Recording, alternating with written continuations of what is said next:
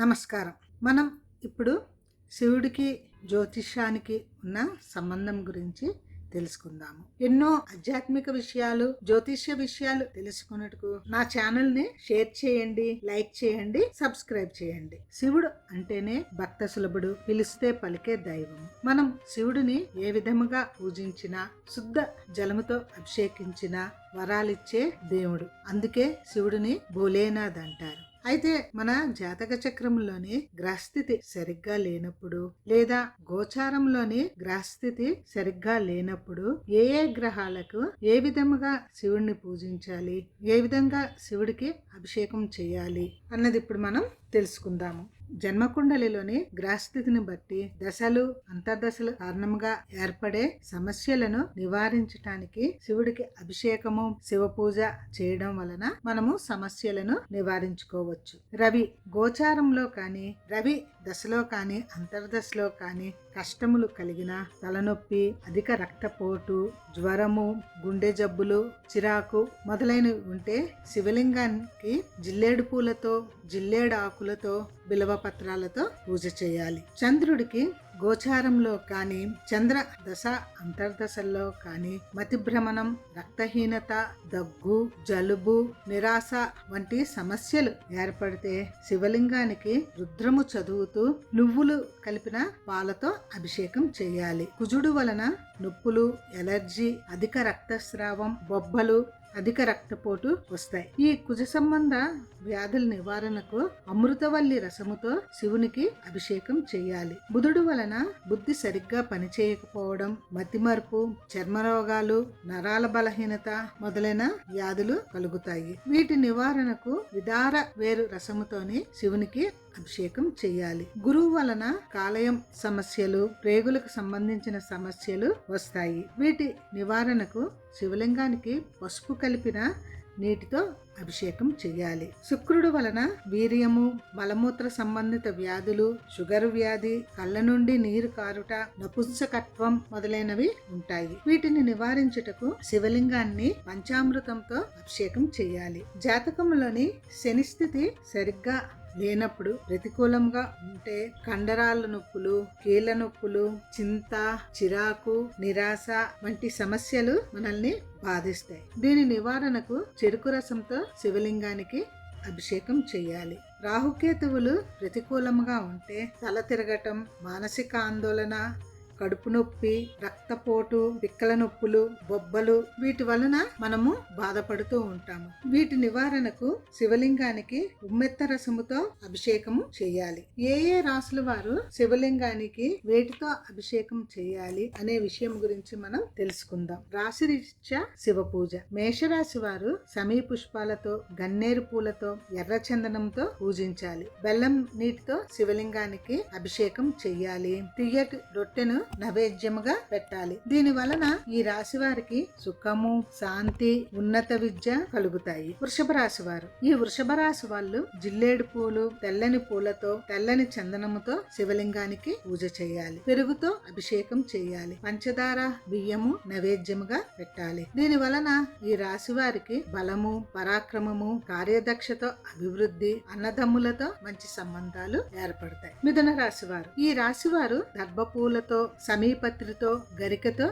శివునికి పూజ చేయాలి. పెసలు నైవేద్యంగా పెట్టాలి. చెరుకు రసముతో అభిషేకం చేయాలి. దీని వలన ధనప్రాప్తి, ప్రజల యొక్క సహకారము, వాక్శుద్ధి, శ్రేష్టమైన సామర్థ్యము లభిస్తాయి. కర్కాటక రాశివారు. ఈ రాశివారు బిల్వ పత్రాలతో, తెల్ల జిల్లేడు పూలతో, శంఖం పువ్వులతో శివుణ్ణి పూజించాలి. నేతితో శివలింగానికి అభిషేకం చేయాలి. అన్నము, పచ్చిపాలు నైవేద్యముగా పెట్టాలి. వీరు ఈ విధముగా శివ పూజ చేయుట వలన సమస్త సుఖములు, ఆరోగ్యము, భౌతిక సుఖాలు, మానసిక శాంతి లభిస్తాయి.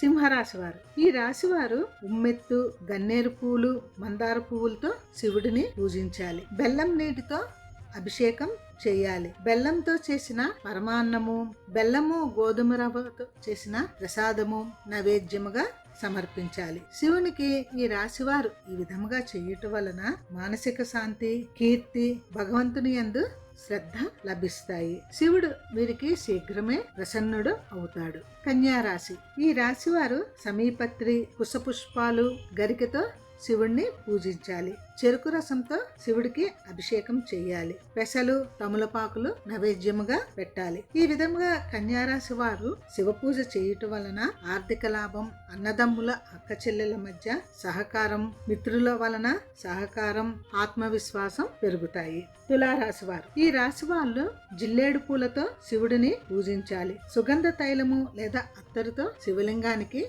అభిషేకం చేయాలి. పెరుగు, తేనె, శ్రీఖండ్ నైవేద్యముగా పెట్టాలి. ఈ రాశి వారు ఈ విధముగా శివ పూజ చేయటం వలన తండ్రి సహకారం లభిస్తుంది.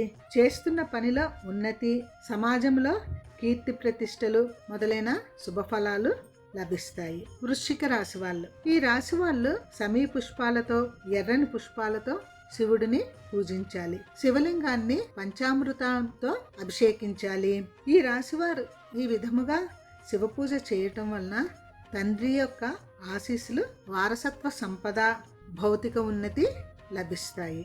ధనుసు రాశి ఈ రాశి వారు బిల్వపత్రాలతో, గన్నేరు పూలతో, బంతి పూలతో శివుడిని పూజించాలి. పసుపు కలిపిన పాలతో శివలింగానికి అభిషేకం చేయాలి. శనగపిండితో చేసిన పిండి వంటలు నైవేద్యముగా సమర్పించాలి. ఈ రాశివారు ఈ విధముగా శివ పూజ చేయటం వలన ఆకస్మిక సమస్యల నుండి విముక్తి, పెద్దలతో స్నేహం, అన్ని అరిష్టాల నుండి రక్షణ, ఆయుర్దాయము పెరుగుతాయి. మకర రాశివారు ఈ రాశివారు జిల్లేడు పూలు, నల్ల కలువ పూలు, ఉమ్మెత్తు పూలతో శివుడిని పూజించాలి. కొబ్బరి నీటితో శివలింగానికి అభిషేకం చేయాలి. ఈ రాశివారు ఈ విధముగా శివ పూజ చేయుట వలన వివిధ అరిష్టాల నుండి రక్షణ కలుగుతుంది. మంచి వైవాహిక జీవితం లభిస్తుంది. ఆర్థికంగా ఉన్నత స్థితికి చేరుకుంటారు. మంచి భాగస్వామి లభిస్తారు. కుంభరాశి ఈ రాశివారు జిల్లేడు, నల్ల కలువ, ఉమ్మెత్తు పూలు, సమీ పుష్పాలతో శివలింగాన్ని పూజించాలి. శివలింగానికి